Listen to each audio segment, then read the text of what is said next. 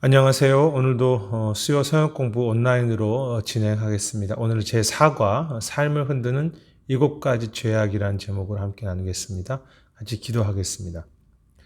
하나님, 저희가 잠언의 말씀을 살펴가면서 우리 삶 속에 하나님의 지혜를 구하며 여호와를 경외하며 우리의 마음을 지킴으로 하나님과 동행하는 삶을 살아가기 원합니다. 이 잠언의 말씀 하나하나를 저희가 살펴가면서 주님의 은혜와 약속과 소망을 체험해가는 귀한 시간이 되도록 인도해 주시옵소서. 감사드리며 예수님 이름으로 기도드립니다. 아멘. 예, 오늘 제목은 삶을 흔드는 혹은 삶을 황폐하게 하는 7가지 죄악에 대한 것입니다. 오늘 본문은 잠언의 여러 곳곳에 있는 내용들을 함께 모아하기 때문에 어떤 잠언의 특정한 장은 아니고요. 잠언의 곳곳에 있는 내용들, 특히 7가지 죄악에 대해서 함께 살펴가면서 어떻게 이것이 우리에게 소망이 되는지 함께 나누도록 하겠습니다. 로마가 세계를 정복함에 있어서 사용했던 것이 로마의 길이지요. 전 유럽에 이어지는 로마의 길입니다. 쉽게 말해서 이 로마의 길은 로마가 다른 나라들을 침략함에 있어서 또 다스림에 있어서 상업과 문화의 길이었고 전 세계를 통치하기 위한 또 침략의 길이기도 했습니다. 그래서 이걸 반대로 뒤집어 보면 로마 입장에서는 좋은 길이지만 그 길이 닿는 그 민족의 입장에서 보면은 그 나라들이 그 길을 통해서 통치를 받는 것이라고 말할 수 있겠습니다. 그 로마가 통치하는 가운데 이 길을 통해서 군사들이 갔고 또 물자들이 들어갔죠. 이것을 우리의 삶으로 또 신앙으로 연결해 보면 좋을 것 같습니다. 우리 지난주에 살폈던 것처럼 우리의 마음은 늘 외적인 공격과 내적인 문제가 많이 있습니다. 삶이 늘 공격받는데, 근데 오늘 이제 공부는 그렇게 공격받는 중요한 길들이 어떤 것인가를 좀 살피려고 하는 것입니다. 우리가 여러 가지 싸움들이 있지만 어떤 길을 통한 싸움들이 우리에게 더 많이 중요한가에 대한 것이죠. 기독교의 7가지 죄, 7대 죄악이라고 이렇게 표현하기도 하는데요. 이 기독교 전통 속에서 7가지 죄악에 대한 것은 4세기의 수도사 에바그리우스라는 사람이 처음 만들었고요. 성경을 물론 근거한 것이지만 수도사들이 가장 잘 넘어지고 힘들어하는 죄악을 18가지를 만들었습니다. 오늘 공부할 내용에다가 허영이라는 것이 포함되어 있는데요. 이 악한 8가지의 자주 넘어지는 목록들을 만들어서 하나님과 깊게 교제하고 신앙의 성수로 갈드는 이 8가지 혹은 7가지 죄악과 계속 싸워야 한다는 것을 가르치기 시작했고, 그것이 서방교회에 전달되면서 교황 그레고리우스가 일반 신도들에게도 필요하다고 해서 규칙으로 가르치기 시작했습니다. 그리고 이제 유명한 토마스 아퀴네스가 이것을 이제 교리화시키면서 7대죄를 카톨릭의 중요한 중심 하나의 신학 주제로 삼았죠. 그래서 이제 모든 신학만이 아니라 나중에 소설, 시, 조각, 문학 속에서도 이 7가지 죄 혹은 8가지 죄악들이 이제 모든 것들에게 이제 표현되고 이것이 중요한 싸움으로 인정되기 시작했습니다. 근데 종교개혁 이후에는 좀 이것에 대한 강조가 약해졌는데요. 공식적인 교리로 채택하지 않았습니다. 7대 죄악이. 왜냐하면 여러 가지 이제 정치적인 이유도 있긴 하지만 카톨릭에 대한 경계도 있고 또 우리 모든 죄악이 다 중요하다라는 의미에서 그것을 이제 인정하지 않았고, 그래서 어쩌면 우리 개신교 안에서는 7가지 죄악에 대한 것들이 좀 주목받지 못했습니다.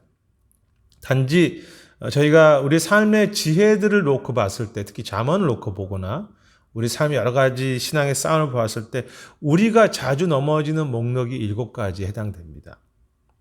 그래서 최근에는 이 기독교 안에도 개신교 안에도 7가지 죄에 대한 여러 가지 재조명 또 발견들이 있고요. 특히 이제 이 잠언의 내용들을 보면 여러 곳곳에 7가지 큰 죄악들이 다루어지고 있고, 우리가 살펴보고 있는 그 팀 켈러 목사님의 삶 속에서의 그 오늘을 사는 잠언이라는 그 거기서도 7가지 죄악에 대한 오목들이 다루어지고 있습니다. 그래서 어떻게 보면 우리 7가지 부분이 내가 가장 많이 넘어지는 7가지 큰 것들이고, 그래서 우리가 로마의 길을 통해서 군사가 오는 것처럼 우리가 늘 경계하고 주의해야 할, 싸워야 할 중요한 영역들이라고 이렇게 살피시면 되겠습니다. 7가지 내용이기 때문에 이제 저희가 1시간 안에 공부를 하는 것이 좀 분량이 많긴 하지만, 그래도 이제 아주 간단히라도 살펴보고, 또 그것을 우리가 어떻게 할 것인가에 대해서 또 이 잠언과 또 책의 내용을 함께 연결해 가면서 살피도록 하겠습니다. 7가지를 먼저 쭉 한번 살피겠습니다. 그 중에 가장 큰, 먼저 이야기할 수 있는 것이 교만이고요. 가장 많이 나오는 핵심 죄입니다. 오늘은 이제 성경 본문이 여러 군데가 섞여져 있기 때문에 제가 그냥 이렇게 화면에 다 띄웠습니다. 16장 5절입니다. 무릇 사람이 마음이 교만한 자를 여호와께서 미워하시나니 피차 손을 잡을지라도 벌을 면하지 못하리라. 15장 5절이고요. 18절은 교만은 패망의 선봉이요 거만한 마음은 넘어짐의 앞잡이니라. 이 외에도요, 이 교만에 대한 이야기가 이 잠언이 굉장히 많이 나옵니다. 아니, 잠언만이 아니죠. 성경 전체에 이 교만에 대한 이야기가 나옵니다. 어쩌면 가장 중요하게 다루고 있는 죄악, 우리가 가장 많이 넘어지는 죄악이 교만이 아닌가 생각합니다. 바로 팀 켈러 목사님의 내용을 좀 같이 살피겠습니다. 나머지 악들은 교만에 비하면 세 발의 피에 불과하다. 마귀는 교만 때문에 마귀가 되었다. 참 좀 기억할 만한 표현입니다. 교만은 일만악의 뿌리요, 완전히 하나님을 대적하는 마음의 상태이다. 가장 무서운 죄이죠. 그리고 가장 우리가 빠지기 쉬운 죄이고 행하기 쉬운 죄입니다. 그래서 늘 회개해도 또 범하는 죄가 교만의 죄가 아닌가 생각합니다. 왜 하나님께서 이 교만을 싫어하시는가? 결국은 교만이 이 아담에서부터 하나님의 자리를 넘보기 때문입니다. 하나님의 받을 영광을 내가 받고 또 하나님의 칭찬을 내가 취하기 때문에 교만이 가장 큰 죄이죠. 성경에 따르면 교만의 결과는 어쩌면 패망이 아니라 반드시 패망이다. 왜 그럴까? 교만하면 실제로 충고나 비판을 받아들이기 어렵기 때문이다. 실수에서 배우거나 약점을 인정할 수 없다. 우리가 그 지혜 없는 미련한 자의 특징 중에서 이런 부분이 있었죠. 자기를 볼 수 없는 것. 교만하면 지혜를 얻지 못합니다. 회개와 자기 돌봄, 자기 돌아봄에 대해서 무지하게 되죠. 자신은 분명히 문제가 있는데 그것을 보지 못하는 것입니다. 매사가 남의 탓이어야 한다. 유능한 사람, 남보다 나은 사람이라는 자신의 이미지, 자신이 참 좋은 사람이라고 하는 그 이미지가 항상 자기에게 있어야 되는 거죠. 그래서 교만하면 현실관이 왜곡되기 때문에 비참한 결정을 내릴 수밖에 없죠. 교만한 사람은 결국은 자신을 삼키게 됩니다. 이상합니다. 자신을 높이는데 자신이 삼켜버린 바 된다고 합니다. 우리 삶이 공격받고 우리 삶이 어떻게 싸움 가운데 죄를 범하는가의 가장 큰 공격의 길 중에 하나가 우리가 늘 지켜서서 싸워야 하는 길 중에 하나, 가장 무서운 길 중에 하나가 교만입니다. 교만은 분명히 우리를 황폐하게 합니다. 인간관계, 하나님 관계, 나를 죽이는 것. 교만에 대해서는 우리가 굉장히 많은 이야기를 할 수 있겠지만 이렇게 첫 번째로 살필 수 있는 7대 죄악의 교만이 있습니다. 두 번째는 시기입니다. 투기 혹은 질투, 왜곡된 자존감, 나를 더 사랑하는 것인데요. 나를 가장 사랑하는 것이죠. 교만과 좀 비슷한 부분이 있습니다. 근데 이제 다른 사람과 비교해서 나를 사랑하는 것이죠. 14장 30절과 27장 4절의 말씀을 살필 수 있겠습니다. 역시 본문을 적어 놓았는데요. 평온한 마음은 육신의 생명이나 시기는 뼈를 썩게 하느니라. 시기하는 마음이 뼈를 썩게 한다. 부는 잔인하고 노는 창수 같거니와 투기 앞에야 누가 서리요. 그것이 어떤 분보다 노보다 사실 투기가 더 무섭다는 것이죠. 결국은 나를 사랑하는데 나를 또 망칩니다. 그 교만은 나를 높이는데 나를 망치고 시기는 나를 사랑하는데 나를 망치는 거죠. 틴케러 목사님의 이야기를 좀 보겠습니다. 시기는 남의 삶을 넘보는 마음이다. 내 것보다 더 좋은 것에 이 남에게 있으면 상대의 그 복을 기뻐하기는커녕 내가 그것이 없음을 애통해한다. 참 안타까운 말입니다. 왜냐하면 내가 왜곡된 자존감인데요. 상대방이 나보다 더 좋은 것일 때 내가 못한 사람처럼 느껴지기 때문이죠. 사실은 그렇지 않은데 나도 존귀하고 그 사람도 존귀하기 때문에 함께 기뻐할 수 있는데 내 자존감이 하나님께 두지 않았기 때문에 조건에 두어 있기 때문에 늘 시기하게 되는 것이에요. 시기는 결국 내 뼈를 썩게 합니다. 우리의 육신과 영혼을 실제로 삼킨다. 시기는 남의 인생을 탐할 뿐 아니라 붕괴하며 못마땅하게 여긴다. 칭찬하는 사람은 마음으로 건강한 자존감의 사람은 자기보다 훌륭한 데서 알아보고 기뻐하죠. 어쩌면 그렇게 기뻐할 수 있을 때 내 삶도 귀한 사람 또 좋은 사람들과 함께 진정한 규제를 나눌 수 있을 것입니다. 또 그들의 좋은 것들을 내가 받아들일 수 있고.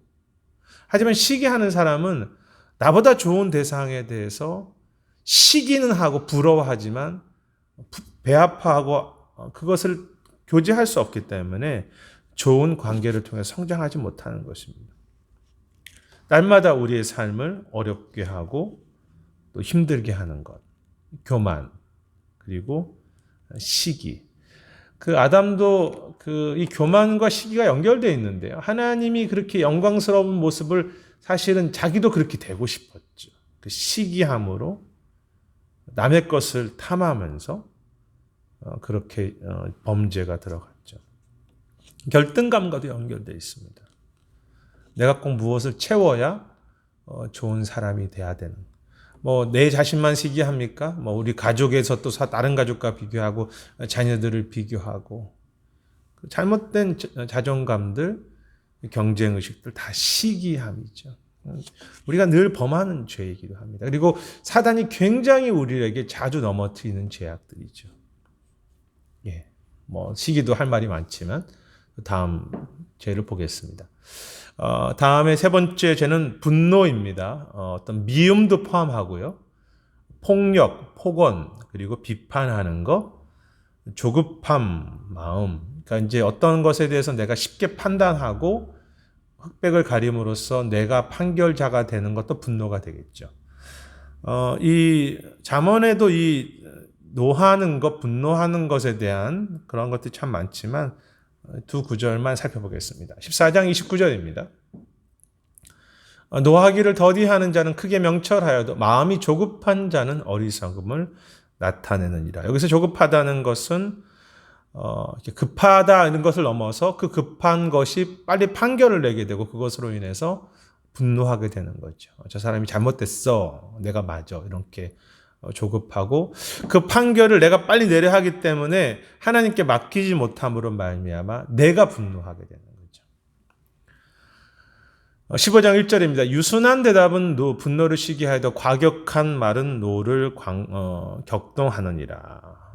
내가 말로써 혹은 폭력으로써 사람들을 해하고 내가 그것에 대해서 판결하는 것입니다.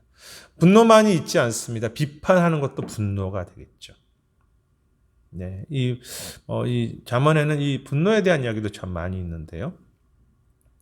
분노에 대해서는 여러 가지 묵상할 것이 있는데 노한다는 것은 꼭 분노 폭발로만 생각해서는 안 되죠.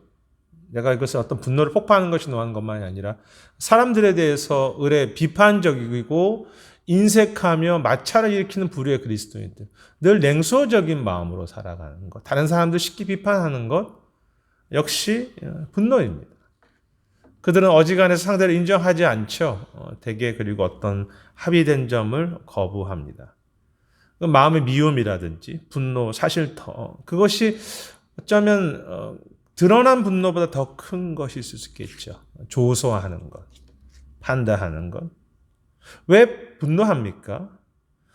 상대방의 잘못을 내가 처리할 수 있다고 생각하기 때문에 분노하는 것이죠. 그리고 상대방의 잘못을 내가 판결하고 당신 너무 잘못됐으니까 내가 이거에 대해서 응징해야 돼라고 해서 분노하게 되는 거죠. 뭐 그것이 여러 가지로 드러나겠지만 지혜로운 사람은 남에게 노하기를 더디한다. 그릇된 행동이 나올 법한 정황과 합당한 사유를 보고 정상을 참작한다.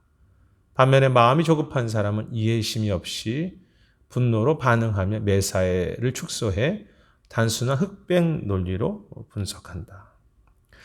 이 분노에 대해서 한 가지 생각할 수 있는 것은 이 분노 자체가 어떤 불의에 대한 반응일 수 있다는 거죠. 그래서 그것이 죄 자체는 아니겠지만 우리가 완전하지 않기 때문에 하나님의 분노가 있죠. 거룩한 분노가 있죠. 주님도 악한 것을 보고 진노하셨죠. 그런데 이제 하나님은 사랑의 완전이시기 때문에 그 분노가 범죄로 이어지지 않지만 우리는 아무리 내가 바르다고 한다고 하더라도 내가 아무리 어떤 것을 판결한다고 하더라도 내 자신이 바르지 아니하고 또 내 자신이 분노하면서 상대방을 미워하죠. 그 미움이 분노로 이어질 때는 반드시 악한 죄가 되는 것이죠. 분노 자체가 죄는 아닙니다. 그렇지만 그래도 분노로 지나가는 것은 과정일 뿐이어야 하는데 그게 쉽지가 않습니다. 어떤 잘못이 있을 때 그 잘못에 대한 것만을 내가 과연 정말로 바르게 의롭게 분노할 수 있는 그 쉽지 않죠. 그래서 과하지 않도록 문제 해결에만 초점을 맞추고 억제대하는데 우리가 그렇게 어렵고요. 하나님의 분노가 있죠. 하나님의 분노는 잠깐이고 항상 그 은총은 영원하다고 말씀하시지 않습니까? 그래서 모든 분노가 다 잘못이다. 뭐 억울하게 당하는 사람으로서 내가 의분을 가질 수 있겠지만 과연 그 의분을 내는 내 자체가 정말로 사랑하는가? 그러니까 내 사랑이 고장나 있기 때문에 내가 자체가 문제가 있기 때문에 본래는 분노도 선하게 사용될 수 있는 것인데 우리 자체가 분노에 통해서 범죄하게 되죠. 그래서 대체로 이제 어떤 선한 것을 위해서 싸우던 사람이 나중에는 스스로가 악해지는 자기도 모르게 마음이 굳어지고 하는 게 이 분노가 우리에게는 죄를 가져오는 길이기 때문입니다. 그래서 늘 주님을 의지해야 하고 또 분노를 참 하나님 앞에서 할 수 있어야 되는데 그것이 쉽지 않은 부분이죠. 그래서 분노를 어떻게 잘 사용할 수 있는가? 정말로 하나님 앞에서 분노를 사용할 수 있으려면 늘 우리가 하나님을 인정하고 통치 앞에서 좀 하나님께 맡기고 내가 어떤 부분에 있어서 이것은 아니다라고 이야기할 수 있지만 내가 다 판결을 끝내지 아니하고 하나님께 그 판결을 맡기는 내가 심판자가 되지 않는 것이 필요하겠죠. 역시 분노 역시 미움 혹은 비판 우리들에게는 자주 넘어지게 하는 그런 죄악들입니다. 좀 빠르게 이 세 가지를 살펴봤는데요. 어떠십니까? 이 세 가지를 잘 따라오고 계신지 모르겠습니다. 세 가지, 이제 네 번째 살펴보겠습니다. 네 번째는 나태함입니다. 이 7개 죄악 중에 있고, 이제 이 시편, 이 잠언에도 참 자주 게으름에 대한 얘기가 많이 나옵니다. 참, 이 게으름에 대한 이야기는 잠언에서는 약간 이렇게 좀 쪼크를 보는 것 같은 그런 내용이 있습니다. 뭐, 나태함에 대해서 안락함을 추구하는 것, 또 무책임한 것, 또 열정이 식어버린 것. 모든 것이 다 아무것도 귀찮은 그런 것들이 되겠죠. 뭐 끝까지 행하지 않은 것도 이 나태가 되겠고요. 예. 한번 구절을 먼저 살피겠습니다. 19장 24절. 뭐 되게 재미있는 구절이죠. 게으른 자는 자기의 손을 그릇에 넣고도 입으로 올리기를 괴로워하느니라. 그래서 뭐 저에게는 그런 삶이 없기 때문에 뭐 이게 이해는 안 갑니다. 뭐 바로 먹기 때문에. 근데 이 사람은 맛있는 것을 손에 넣고도 게으른 자는 입으로 올리는 것도 귀찮아한다고 합니다. 그래서 이 정도가 되면 거의 게으름의 달인이 아닌가 생각하는데요. 또 다른 케이스가 있습니다. 역시 이것도 좀 재미있는 표현인데요. 26장 13절 14절 유명한 구절이죠. 게으른 자는 길에 사자가 있다고, 거리에 사자가 있다고 늘 하죠. 없는데 늘 있다고 말하고 나가기 싫으니까 핑계를 대는 것입니다. 뭐 예전에 사자를 봤는지 모르겠지만 문짝이 돌적이를 따라서 도는 것처럼 돌적이를 따라서 계속 문짝이 왔다 갔다 하지 않습니까? 거기만 왔다. 그런데 게으른 자는 침상에서 도느니라. 많은 분들이 찔리시는 내용이 아닐까. 침상에서 도는 안락함. 왜 나태가 죄입니까? 주님께서 나에게 주시는 그 소중한 인생의 시간을 그냥 내 편안함으로 써버리는 것이 죄라는 거죠. 사실 이제 이 시대는 나태함이 죄라고 생각하지 않습니다. 뭐 편히 쉬어야 되고, 내가 더 뭐 이렇게 좀 안전하게 살아야 되고, 이제는 모든 것을 다 내려놔야 되고. 근데 주님이 그렇게 말씀하신 적 없죠. 주님은 마지막까지 주 앞에 설 때까지 최선을 다해서 청지의 삶을 살아가라는 것이죠. 우리의 일의 은퇴는 있겠지만 주 앞에 사는 사명과 주님을 향한 삶에 대해서는 은퇴가 없습니다. 뭐 피곤하지요. 또 시간도 없고. 하지만 자꾸 핑계가 생기는 것입니다. 피곤함이 핑계가 되고 시간이 없다는 것이 핑계가 되고, 그래서 이제 그 게으름이 내 삶의 나태가 하나의 그 당연한 것이 되어버리는 죄예요. 한번 보죠. 틴켈러 목사님의 이야기들을.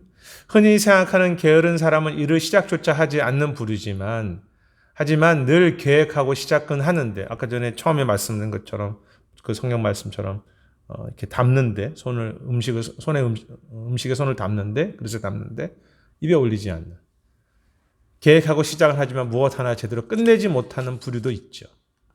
그들은 매번 어떤 것을 직장을 그만둘 때 자신의 끈기가 부족한 것이 아니라 늘 직장을 탓하게 되죠. 게으른 사람은 편히 쉬는 안락을 과도하게 탐하는 것입니다. 내가 일을 안 하는 것도 게으름이지만 너무 안락을 탐하는 것, 나중에 탐심과도 좀 연결이 되는데요.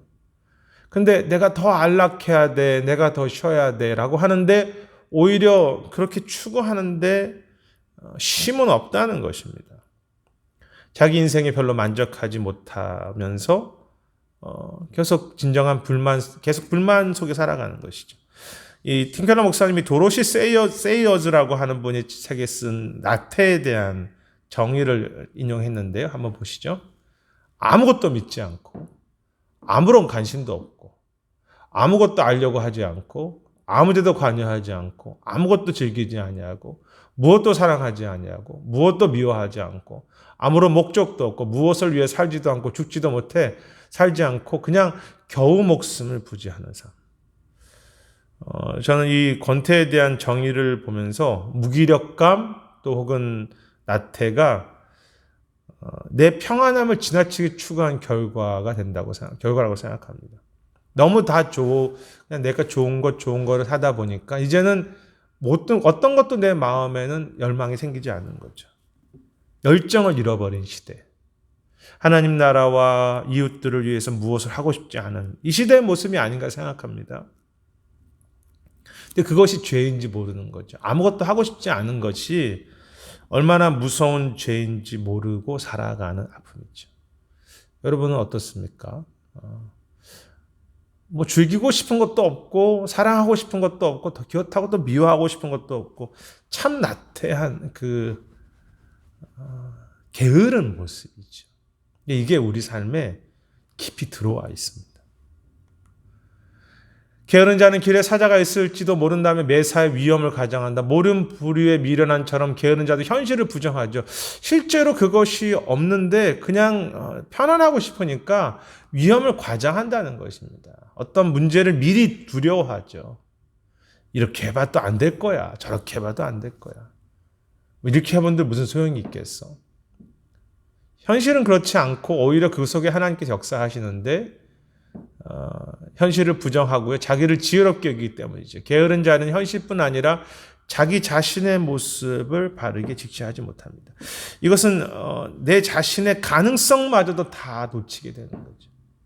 사실 이렇게 하면 하나님께서 이렇게 하실 일이 참 많은데 뭐 내가 해본들 무슨 의미가 있겠어. 그래서 과도한 내 편안함을 추구하는 것이 이 나태, 게으름의 죄입니다. 우리 삶 속에 무서운 죄이고요. 하나님의 나라를 방해하는 죄입니다. 열정을 잃어버린 것. 이제 5번째, 6번째, 7번째가 남았는데요. 4가지 살피고 좀 내용이 길기 때문에 제가 나머지 3가지를 좀 합해 보았습니다. 그것은 탐욕, 욕심, 6번째 식탐, 그리고 정욕입니다. 똑같이 들어가는 것이 욕심들이죠. 어떤 전체적인 어떤 욕심에 대한 물질의 여러 것, 그리고 먹는 것에 대해 어떤 즐김에 대한 것이고요. 그리고 일곱 번째는 정욕, 음란, 음욕에 대한 것입니다.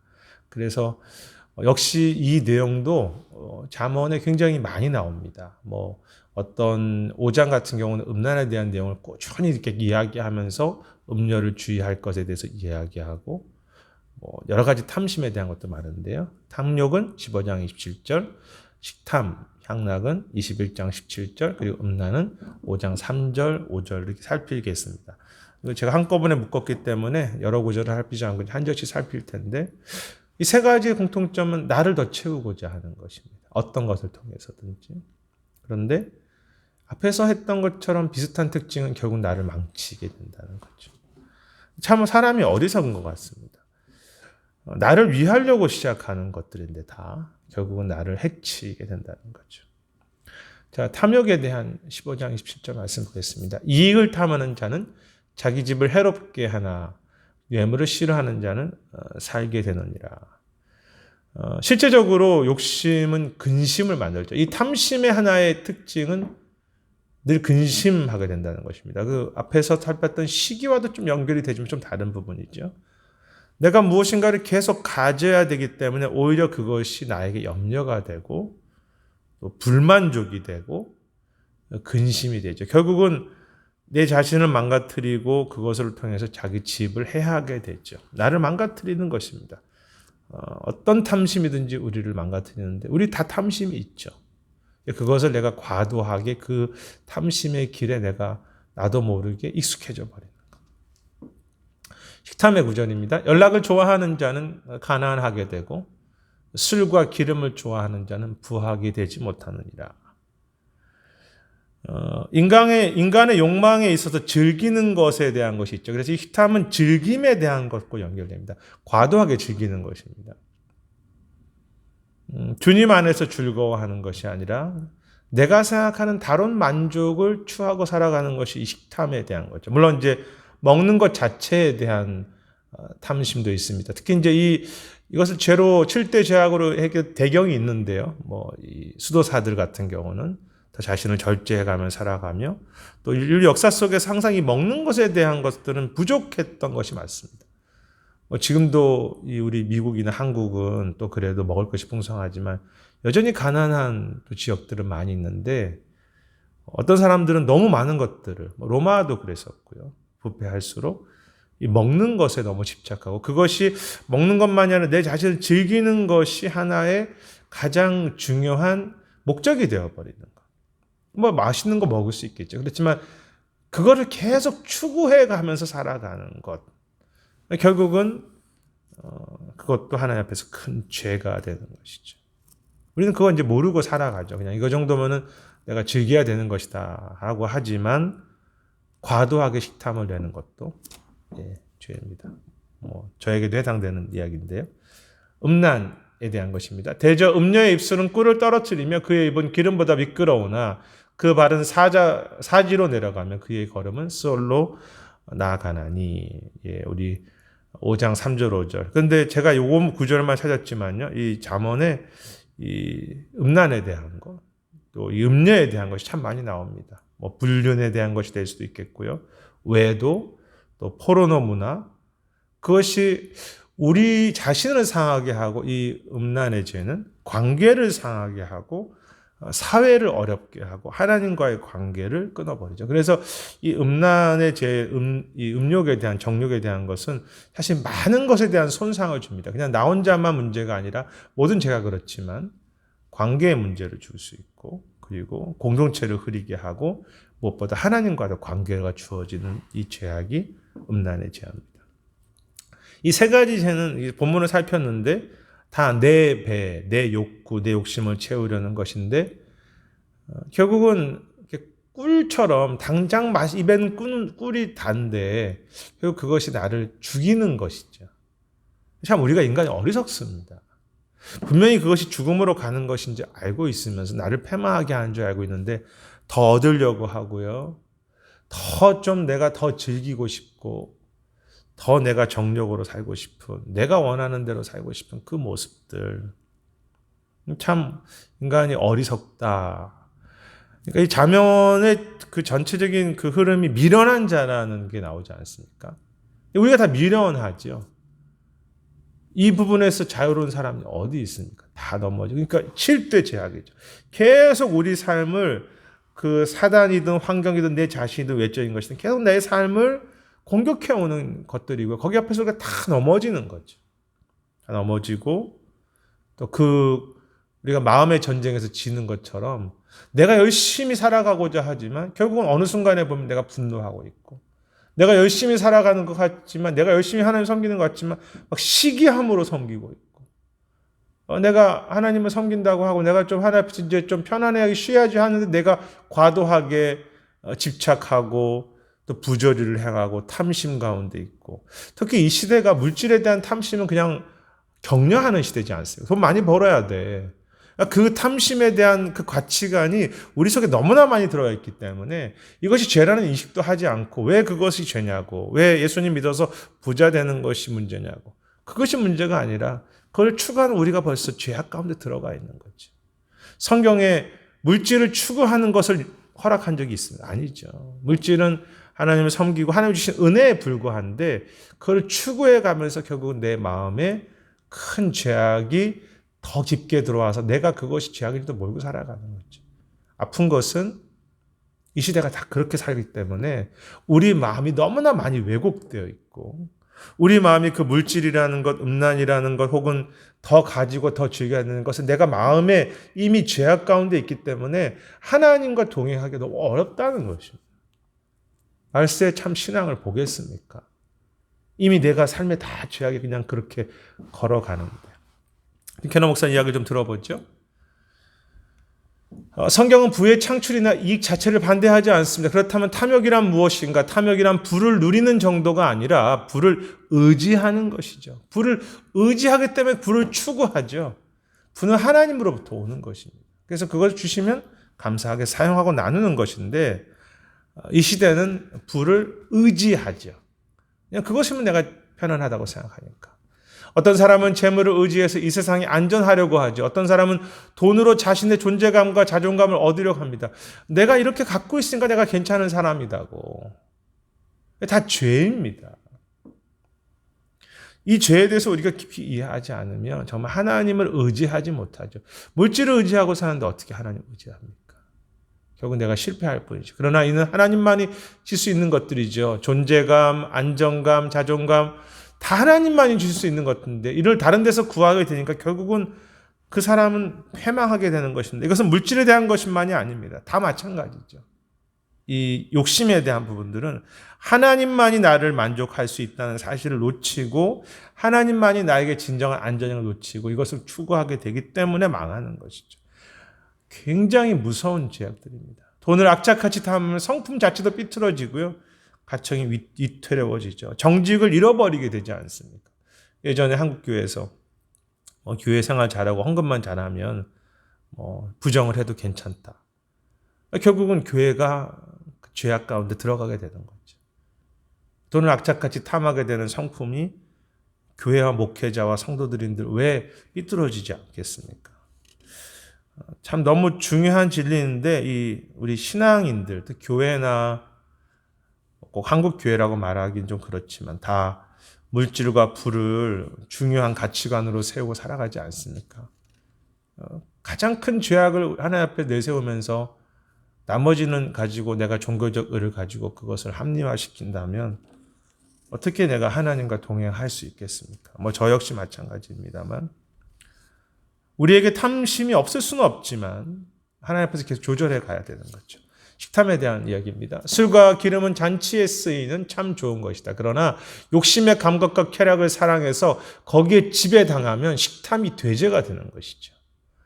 우리는 먹는 것이 큰 죄라고 생각하지 않지만 사실은 그 감각과 쾌락을 사랑하며 내가 지배당하게 되면서 그리고 이 단어는요 과식을 의미하기도 하지만 식탐은 전통적으로 만족을 뒤로 미룰 줄 모르는 삶. 그러니까 내가 지금 다 만족해야 된다는 것입니다. 내가 지금 다 끝내야 된다고 생각하는 그것이 결국은 가장 큰 이 식탐의 죄가 되는 것이죠.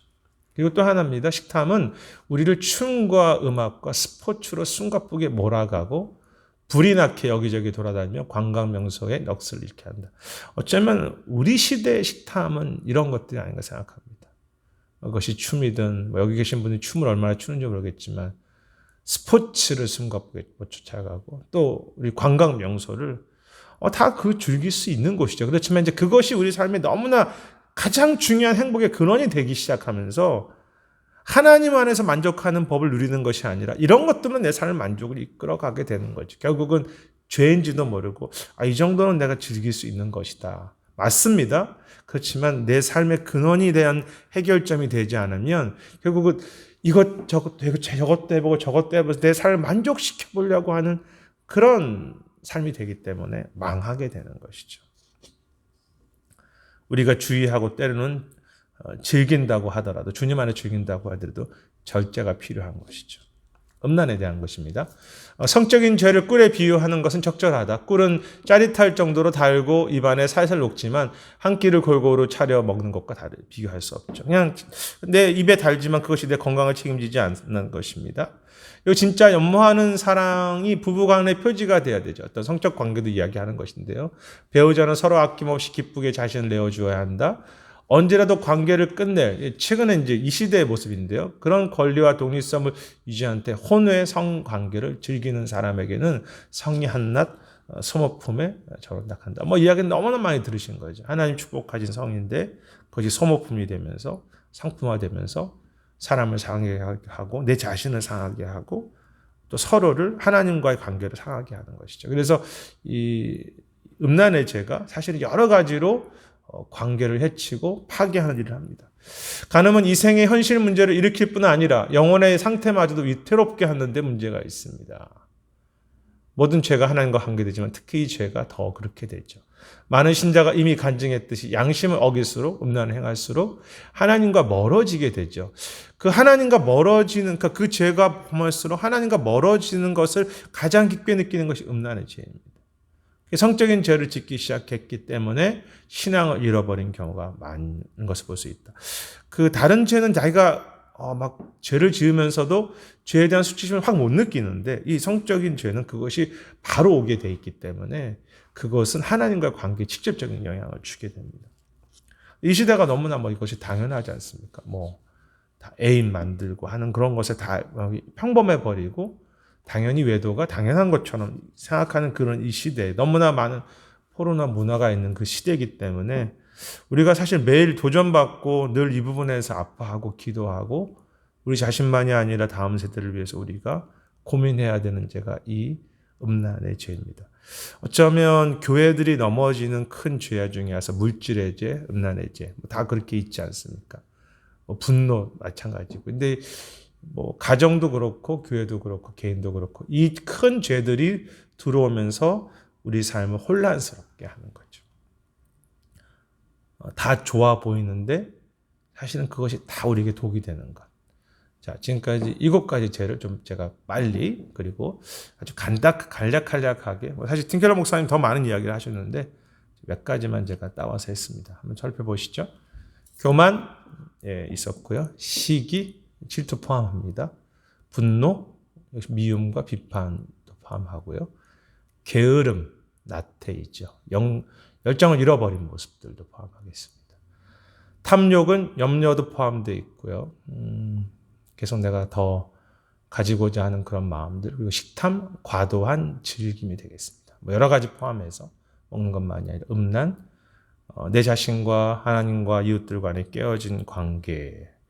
이제 이런 것들이 우리 삶에 이제 지난주에 공부했던 마음의 공격에 여러 가지 방향이 있지만 처음에 말씀드렸던 그 길에 대한 이야기처럼 이런 것들이 우리 삶에 오면서 우리 삶을 마음을 더 깊게 공격하는 중요한 통로가 된다는 것이죠.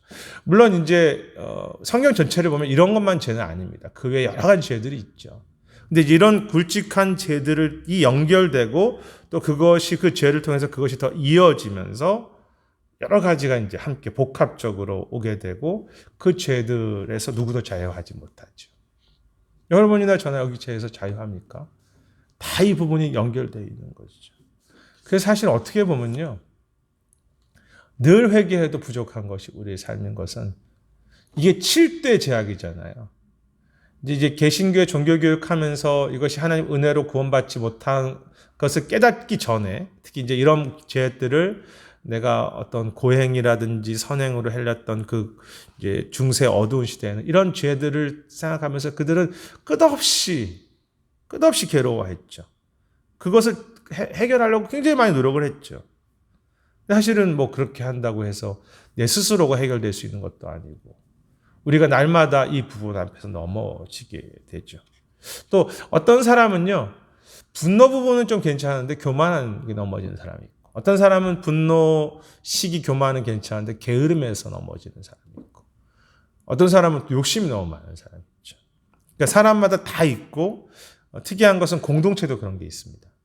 이 공동체는 이런 부분에서는 조금 괜찮은데 어떤 면에서는 지나치게 이런 어떤 즐기는 것을 너무 좋아하는 그런 공동체가 있고, 그 공동체는 왠지 가면 또 교만한 것이 더 심한.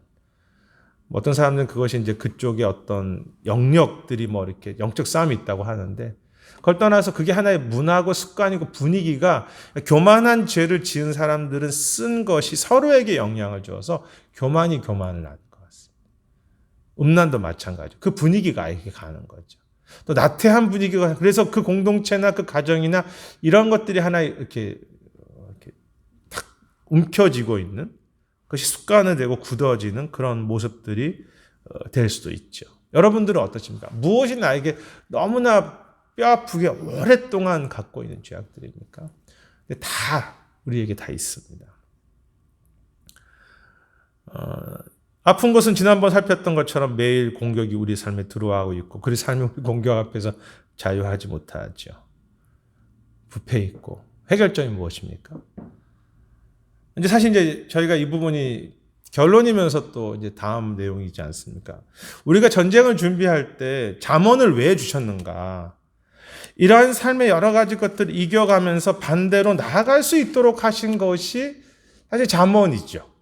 그렇다면은 잠언을 너희가 이런 죄악이 있어라고 지적하는 것으로 끝난다면 잠언은 아니겠죠.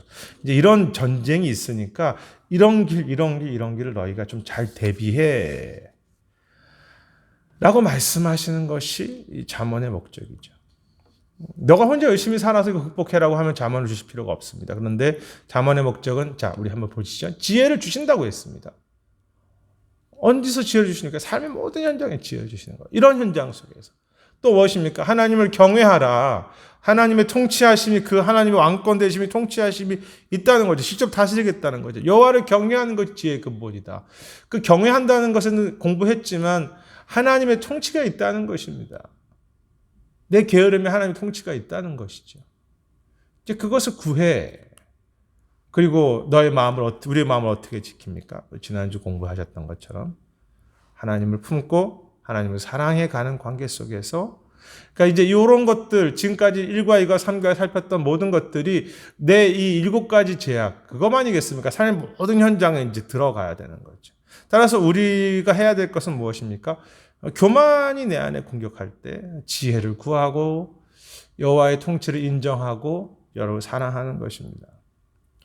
내 안에 게으름이 올 때, 게으름이라는 제가 깨달아지면서 내가 혼자서 부지런히 살아야지가 아니라 하나님께 지혜를 구하고 은혜를 구하면서 하나님이 내 안에서 일하시는 것을 경험하기 시작할 때 내가 부지런해지는 거죠. 그리고 주를 사랑해 가면서 그 열망으로 사는 것입니다. 늘 내가 채워도 채워지지 않는 나의 탐욕, 식탐, 음란, 그 속에 내가 무엇으로 내 마음을 채웁니까? 여호와를 사랑하고 그 여호와의 사랑이 내 삶 속에 섬김으로 드러나기 시작해 가면서 탐욕이 아니라 섬김으로 바뀔 수 있는 삶으로 변화되어 가는 거죠. 그래서 이 삶의 모든 영역이 7가지 도전인데 오히려 지혜를 구하고 여호와를 경외하고 하나님 마음을 품었을 때 그것이 변화된다고 할까요? 오히려 그 공격의 길이었는데 그것이 오히려 내가 공격받는 길인데 그것을 통해서 내가 오히려 하나님의 은혜를 내가 그 속에서 강해져 가는 거죠. 내가 가장 연약했던 것이 가장 강점이 되도록 하나님께서 만들어 가시는 것이 사실 잠언의 은혜죠. 그래서요, 잠언은 아시는 것처럼 비교 구절이 많습니다. 이런 사람은 이렇게 되는데 이런 사람 보십시오. 우리가 오늘 살폈던 구절인데요. 14장 30절 평안한 마음은 육신의 생명이 되나 시기는 뼈를 썩게 하느니라. 하나님께서 이 말씀을 왜 주셨겠습니까? 너희는 시기하니까 문제가 있어가 아니라 평안한 마음으로 살 수 있도록 하신다는 거죠. 주님과 함께 약속이니까.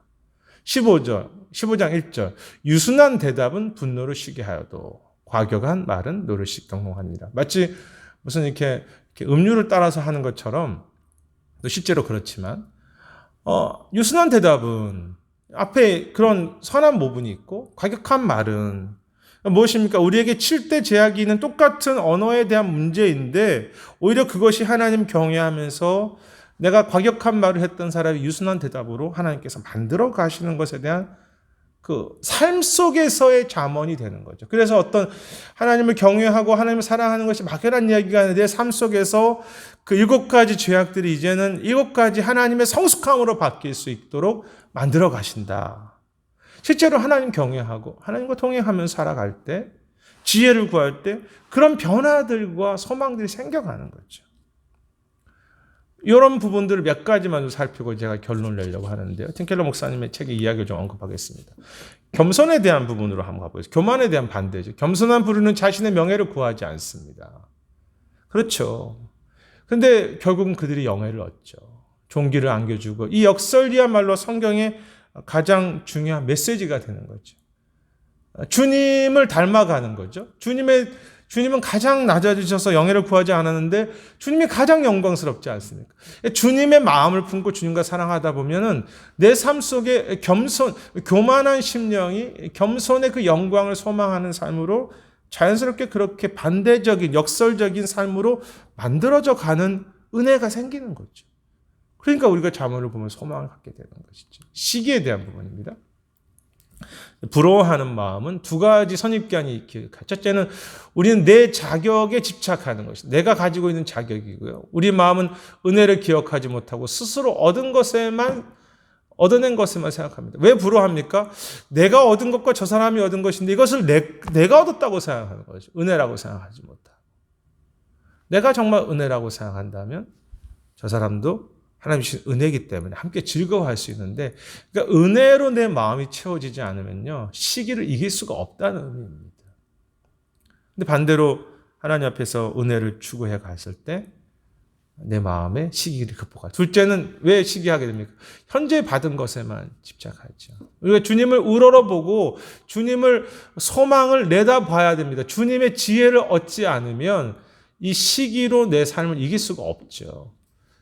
즉 참된 보상의 근거는 하나님의 은혜임을 알아야 하고 또 신자에게 부족한 것이 없는 결말을 기억해야 한다. 우리에게는 부족함이 없는 영광스러운 결말이 있다는 것을 기억하면서 오늘 나에게 주신 어떤 그런 작은 어떤 것 때문에 비교하거나 낭망하지 말고 그 하나님이 주시는 그 소망을 품으면서 나아갈 때 그 사람은 이제 시기하는 사람이 아니라 사람을 축복하는 사람.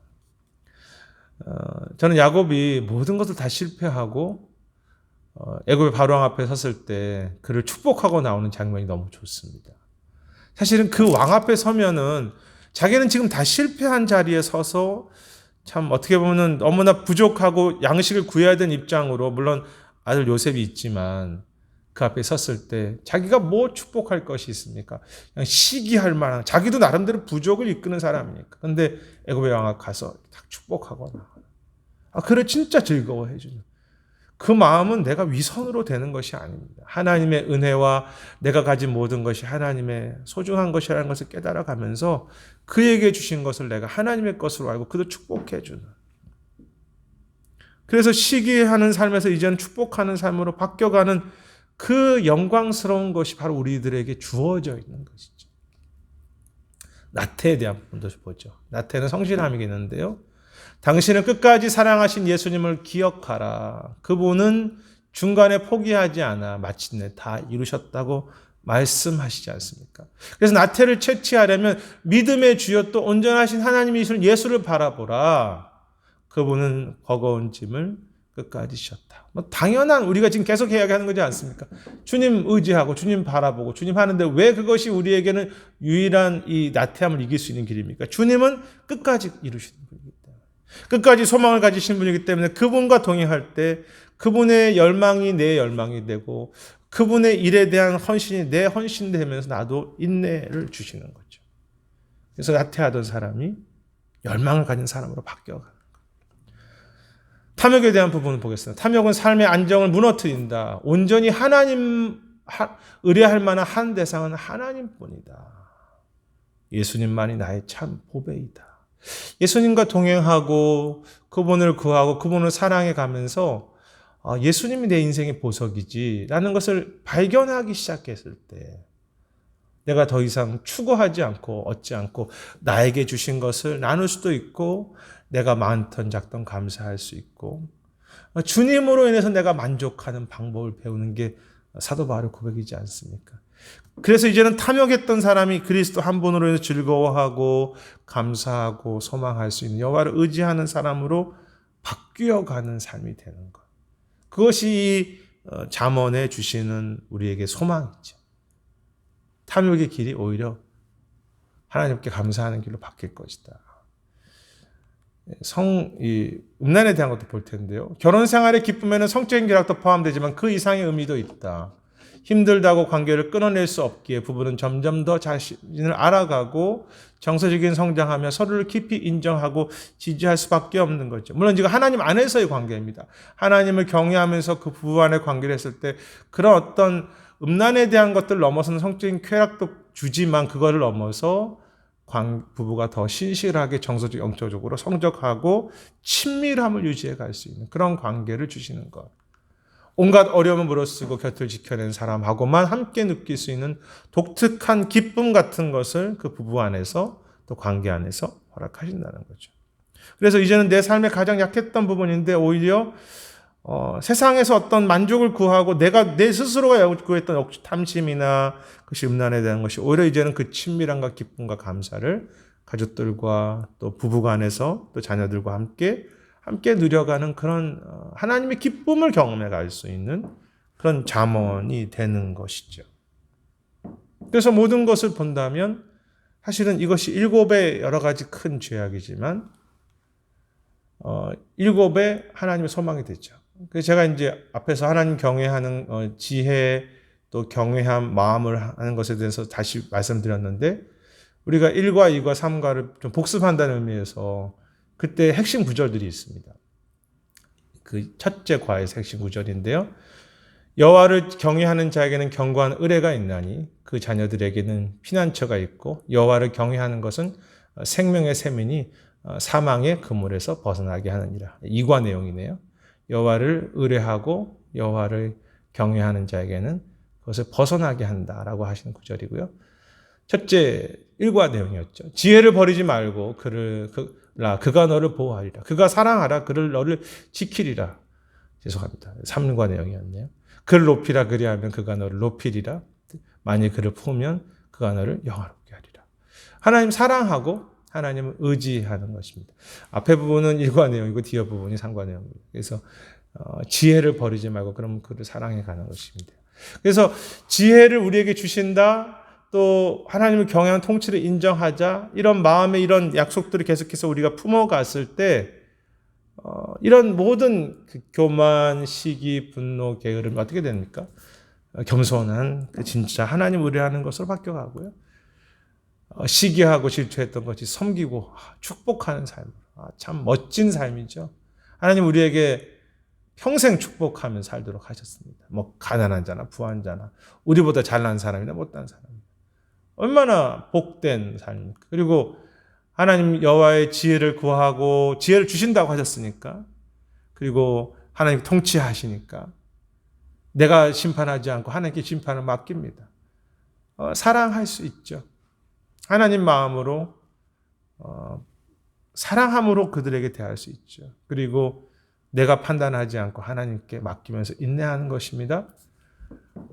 좀 전에 말씀드렸던 것처럼 하나님께서 그 일을 통치하시고 끝까지 일을 하시는 것을 알기 때문에 여호와를 경외하는 사람은 계속해서 열망으로 살아갈 수 있죠. 수고하고 탐욕 말씀드렸던 것처럼 이제는 지혜를 내 인생을 보니까 하나님의 마음으로 보니까 너무나 감사한 삶, 나눌 수 있는 삶, 식탐, 이제는 즐거움을 그것을 즐길 수 있겠죠. 그렇지만 그것을 절제할 수 있고 내가 주신 것에 감사하면서 탐욕과도 연결돼 자족할 수 있는 것들, 음란 회복이 되고 진정한 회복이 되고 가짜 잠깐에 있는 즐거움이 아니라 진정한 관계의 모든 면에서의 통합적인 기쁨을 보게 하는 것.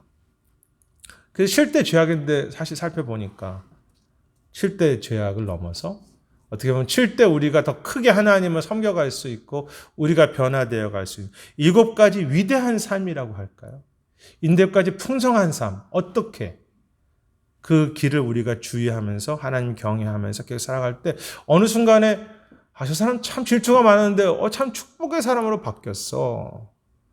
저 사람 참 모든 것에 무관심했는데 왜 이렇게 열정이 있게 하나님께서 인도하시나. 그 사람은 돈 아니면 안 되는 사람이었는데 이제 하나님 의지하면서 감사하면서 나누고 살아. 그 사람은 자기의 즐거움만을 추구하고 살았는데 절제하면서 하나님 안에서의 즐거움을 누리고 살아. 이런 삶으로 바뀌어가는 삶 속에서 자문이 되는 것이죠. 그 하나님께서 그래서 대칭으로 하면서 이렇게 되는 사람이 있지만 이렇게 된다. 어떻게 할 때? 여호와의 지혜를 구할 때. 지혜 주신다고 했으니까. 어떻게 할 때? 여호와를 경외할 때. 하나님의 통치하심을 인정할 때. 어떻게 할 때? 주를 품고 주를 사랑하고 내가 주님과 함께 동행하기 시작했을 때 이러한 삶을 만들어 가시는 것입니다. 그래서 우리에게 가장 큰 약점을 하나 보셨다면 제가 축복하고 싶은 것은 그것이 우리에게 가장 큰 강점이 되고 또 변화가 되고 아마 하나님도 우리가 갔을 때 너가 그런 사람이었는데 자 이렇게 더 성숙할 수 있도록 내가 너와 함께 했지 막 그렇게 말씀하시지 않겠습니까? 어쩌면 우리 삶에 가장 많이 맺어야 될 열매는 가장 안 되는 부분에 대해서 열매를 가장 많이 맺고 하나님께 드리겠죠. 원래부터 좀 성품상 겸손한 사람이 있을 수 있습니다. 그래도 교만하지만. 근데 참 교만한 게 내 성품이었는데 하나님 앞에 겸손의 열매를 드렸을 때 얼마나 하나님께서 그것이 큰 영광을 받으시겠습니까? 가장 많이 드릴 열매 있는 곳이 가장 많이 무너져 있는 곳입니다. 오늘은 따롭게 공부 리뷰를 하지 않고요. 7가지 살폈고 또 다시 1, 2, 3과를 적용해 가면서 이런 것을 이제 결론적으로 살폈는데 아무튼 그런 소망을 좀 품으시면 좋겠습니다. 로마의 길 역사를 보면요. 재미있는 것은 로마가 공격을 했지 않습니까? 이게 상대방 입장에서는 로마로부터 공격을 받았던 길이죠. 그런데 나중에 로마의 길을 통해서 이방 민족들이 들어와서 로마를 또 공격합니다. 재미있는 당연히 그러지 않겠습니까? 로마가 닦아놓은 길이었는데 로마가 좀 나중에 쇠퇴하니까 오히려 그 길을 타고서 들어와서 이방 민족들이 로마를 공격할 때도 많았습니다. 그러니까 이방 민족의 입장에서 본다면은 자기들이 공격받았던 길이 이제 나중에 이제 공격하는 길이 되는 거죠. 그 길을 통해 자기들이 승리를 누려가는 길이 되는 것입니다.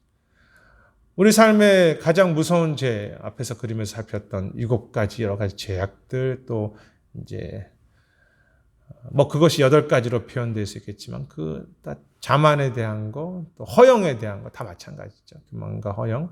근데 그것이 이제는 아름답게 변화되어서 그리스도와 함께 그 길을 걸어갈 때 가장 무서운 죄들이 가장 아름다운 변화를 경험해 가는 것, 그것이 복음이고 그것이 잠언의 소망이고 그것이 여호와를 경외하면서 여호와의 지혜를 구하면서 또 하나님을 사랑하고 하나님과 동행하는 삶 속에 주시는 하나의 약속이죠. 소망합니다. 우리 삶에 여러 가지 죄악들이 많이 있지만 늘 깨어서 우리 삶을 살펴보고 주의해야 되겠죠. 왜냐하면 그런 죄가 계속 있으니까. 하지만 그 길이 하나님과 함께 가면서 오히려 우리 삶의 성숙이 되고 변화가 되고 오히려 하나님의 아름다운 영광을 경험해 갈 수 있는 그런 위대한 7가지 그런 우리의 삶의 요소들이 되는 은혜가 있기를 주님의 이름으로 축원하겠습니다. 이제 기도하겠습니다. 하나님, 참 마음이 많이 공격받고 있고 우리 삶에 너무나 많은 죄악들의 요소들이 있습니다.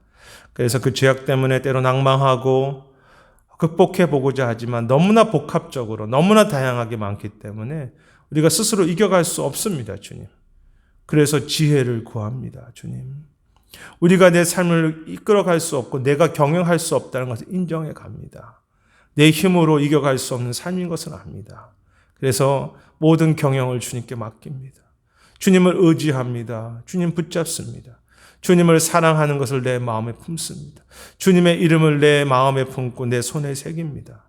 주님과 함께 걸어갈 때 주께서 내 삶의 모든 죄악된 요소들을 계속해서 새롭게 변화시키시며 그리스도의 영광스러운 모습으로, 장성한 모습으로 변화시켜 가는 것들을 날마다 새롭게 경험해 갈 수 있는, 그래서 그리스도와 함께 온전한 성화의 과정과 그리스도와 함께 온전한 변화를 누려갈 수 있는 아름답고 영광스러운 우리 삶의 모든 영역이 되도록 은혜를 더해 주시옵소서.